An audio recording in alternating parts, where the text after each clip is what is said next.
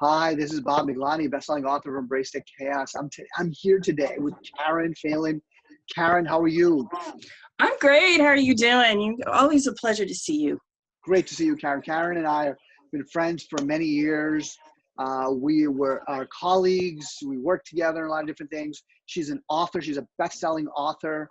And she's got this new venture called Act Like an Icon, which we'll learn about in a little bit. But she's got great experience around change and leadership. And she's worked at J&J, at Pfizer, at Capgemini, at Deloitte, a number of other organizations.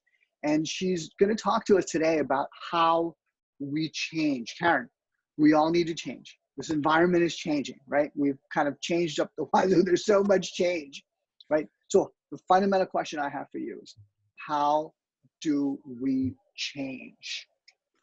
Well, Bob, I just got an email last week about resistance to change and why do people resist change? And I think that's a complete misnomer.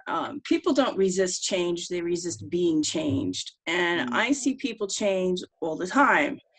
People change jobs, they change careers, they get married, they get divorced, they have kids. So those are all huge life changes that nobody really seems to resist. I mean, so I think that people change, but we don't change on a rational basis. We change emotionally.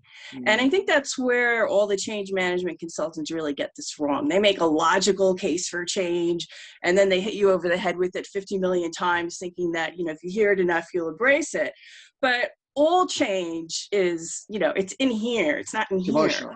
It's emotional. And people don't realize that the majority of decisions are made first emotionally, and then you rationalize them. Yes. Well, no, you said two things. So let's slow down for a second. You said two. The first thing you said was, we don't resist change. We resist being changed, right? So we want it. And what I'm hearing from that is that it should be a personal choice. It shouldn't be left up to my manager, my company, my organization, or my spouse for that matter, right? So, my wife hates a sweater that I wear. She hates it, and I don't want to leave it. I'm like, I love this sweater. Totally, leave me alone. Okay, make it my choice, not yours. It shouldn't be your choice, honey. Right? So it's a true story. This is like last week. She's like, I hate that sweater you wear. I'm like, well, I like it, And so, to your point, people resist being forced to change. It really should be their own choice. And so, one of the things I think that I'm hearing from you is that it should be your own way of choosing to make those choices, or making those choices, I suppose. And the second thing is the emotional component of it, right? It's not logical. And it has to be emotional in nature. So talk to us a little bit about the first, briefly, about, how the being forced versus your own choice. Well, it's just a defense mechanism. I mean, you encapsulated it perfectly with the dynamic between you and your wife, and my husband, I do my hair all different colors, and, he's like, oh, I want you to do this color. I'm like, I'm not doing that color. Because you told me to, that's right. Well, but there's a defense mechanism that's in there, because you want me to change. You feel that I'm not okay. Right? I mean, that's the context, the subtext that's going on there. I don't like you the way you are. You need to change, in order to please me. So you're not good enough. And nobody likes being told that they're not good enough. That's just a fundamental human emotion is, we want to feel okay, and so many of these procedures, really talk about hitting you over the head with change. And when you look at change from an organizational point of view, there's usually not a lot of emotional attachment to it. Do I care if my company makes widgets or makes, cans? Yeah, there's not really a lot in it for me. Right. So it's very easy to move people emotionally to where you want them to be by getting their buy-in. But we don't do that. We keep saying, okay, we need to change, you need to change, I'm going to make you change. And, if you're not part of the solution, you're part of the problem. And all these messages are, exactly what you don't want to send to people if you want them to fully embrace something new. Yeah. So what do we do? So what are team leaders? What are people who are running organizations? I mean, they're struggling, right? There's this massive environmental shift that's happened. Consumers and customers have been rewired. So how should people be thinking about it? So you can't be a soft, touchy-feely, or can you?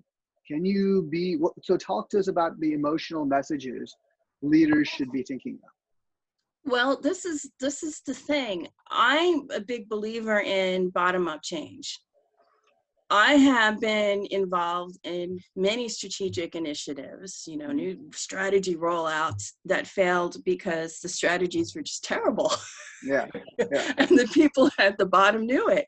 So, but they didn't say anything. And they didn't say anything. Well, but they couldn't, you know what I mean? They didn't get an opportunity to say anything because this was the vision and it was rolled out, and you get that whole messaging around, you're the problem. Yeah. So I'm a big believer in even even as a consultant, when the leadership already had a vision that they were set on, you just put that aside and you just start creating the vision and the world that you want with everyone involved in it. And now people are part of creating the solution. And once you've been part of creating that vision, you're automatically bought in because you created it. You created this world. Right. And I learned that lesson through change initiatives. I also really learned that lesson in Japan. Talk to me about Japan. Yeah, tell me about Japan. When I first went over to Japan to roll out a big change initiative, all my American counterparts were saying, "Oh, it's terrible working in Japan," and I'm wondering if I may have been Japanese in a previous life or something. Okay. I was like, I eventually got with the program. Yes. Yeah. And they spend all of their time, really most of their time, in the pre-work and the negotiating. What are you going to do? When are you going to do it? Whereas Americans would spend a fraction of the initiative doing that whole buy-in, and they spent the majority of their time getting the buy-in and gaining consensus and not moving forward until everyone was fully bought in and had consensus. And then in that process, everybody was clear on what they needed to do and when they needed to do it. And so then when you needed to implement, it was literally like days. Wow. Wow. It was like, okay, everybody implements, and then you do the follow-up and it's like, okay, yeah, this was good. And I was like, wow, the beauty of this. Yes. And the American way is to kind of shove it down your face. And then go back and review it and then try to fix it and get the buy. And I was like, this is beautiful. No, it reminds me of Indian cooking. Okay. And I know it's like a little crazy thing, but we cook Indian food at home. And so when you make the masala, the spices, you take a lot of different spices and you put them in with the onions and the tomatoes. And it takes a very long time to make the masala. And then, because the spices need to come together. And I find that it takes like 45 minutes sometimes to make the masala, just the masala. And you haven't even put the chicken in or the paneer or whatever you want to put as the main thing. You haven't even put it in. And so it takes 45 minutes and then you add the chicken. That takes like 10 minutes. So at the end, the actual meat of it takes very little time, but you need the flavors to blend in together. And so I think about your analogy of people, right? So if you think your Japanese analogy is the pre-work takes the most time because you want people to feel like they have ownership, that they feel as though, going back to my spouse's example of, it was my idea to change the sweater, not hers, or it's my idea to change, and to your point of bottom up. So I think that's a really powerful concept. So if I were to summarize it in some ways, it's getting leaders to think, don't tell people to change, but ask people about change, or ask people how that we should change, or ask versus tell, right? Is that a good way to think about it? That's exactly it. That's perfect. And I always tell people that, you can't persuade somebody to do something. And I Yeah. think Facebook has really shown us that. All this Well, what do awful you mean? political, What do you mean? You can persuade people. you can't, but you can ask them the right questions so they can persuade themselves. And that's Right. really, if you're a change agent or someone who's managing that kind of thing, that's what you need to get to, is what are the right questions? What are the right interventions that I can design to get Mm-hmm. people to want to change and to persuade themselves? So what are those questions, Karen? Talk to us about the process of how you might want to look at that, how a team leader or a leader in organization might want to look at it. Well, there it's not it's not completely cut and dry, because it Yeah. depends on the situation. But this is why it's so important to get people up front designing the strategy, involved Mm, in the research in it, so they have that learning. mm, And when people have that learning, they know the right questions to ask, yeah, right. right? And you Right, and you right, can, right, right. and you can ask that. And all too often what we do is we hire strategy consultants, and they come away and they leave the plan with the paper or whatever. And to me, the least valuable thing of that whole process is the actual paper and the plan. Right, right. it's, Absolutely. it's the experience of, what did I learn about my competitors? It's the experience of, where is the industry going? What do people in the supply chain think? That's what you need. And then when you have that information, you can ask the right questions. Right, right. So it almost, to simplify it, we have to have those conversations. Just have conversations, and to say, look, what's happening. So it's, instead of calling it a change initiative, it's kind of a change conversation, or just a conversation, and getting people to get involved. So how do we do that now in this world of, in this world of Zoom calls, right? In this world of, we're all remote. How do we get together and having those? So if you're an organization, you're a leader, you're running a team, Karen, what do you suggest they do in this world of remote work? How can we get people together to start talking about change in their organization and their business? Well, when I worked remotely, with Asia Pac, what we did is we sent out a lot of, I guess, like pre-work that you could do individually, and you get, because you want people to be able to vent. Yes. Right. and Yes. and so so putting in the work is basically, you can send surveys, but also talk to people one-on-one. Yes. And then, after you talk to people one-on-one, you can start bringing them together, and you can bring them together in small groups. And then, you eventually bring people together in larger and larger groups. I know the Zoom format, isn't the best, but I still think the basic work that you have to do to get people bought in, and part of it. And there's so much that you can learn when you're rolling out a big initiative from the people on the ground who actually have to live it every day. Yes. Yeah. No, so listening is important, because people want to vent and they want to share. These days, I see that a lot in the kind of work that I'm doing with organizations, is that I would schedule a half an hour and ends up being 45 minutes to an hour, because they have a lot that they just want to talk about with somebody who's actually listens, right? So I'm getting paid to listen, and that's really important. Whereas their colleagues or managers, may not have that ability or that time to actually listen to them, right? So is that something you see a lot of in your world, of people not paying attention, you think? Oh yeah, it's definitely a problem. Yeah. Especially in Zoom, it's very Yeah. hard. Yeah. You could see me going, oh, my light just died. Yeah, So I know. I I'm see that. I see distracted. that. I know. I And know. I'm like, oh, I want to listen to Bob. Yes, We're I so know. I know. distracted. Yeah. Yeah. So Karen, so let's give us a tip. Give us some advice on a process of change. Give us Karen's playbook on change management. My playbook on change management. Okay, I think it's very simple, and I've used this over and over again, and it never fails. And basically what you do is you get everyone involved in creating the vision of the change. You can't short shrift that. Everybody has to feel like they've had a voice, that they own this, that, you know, they're emotionally invested in this new world that they're trying to create. And you can't circumvent that. Yeah. You know, if you don't do that up front, you're going to be paying for it in the end. So that's the first step.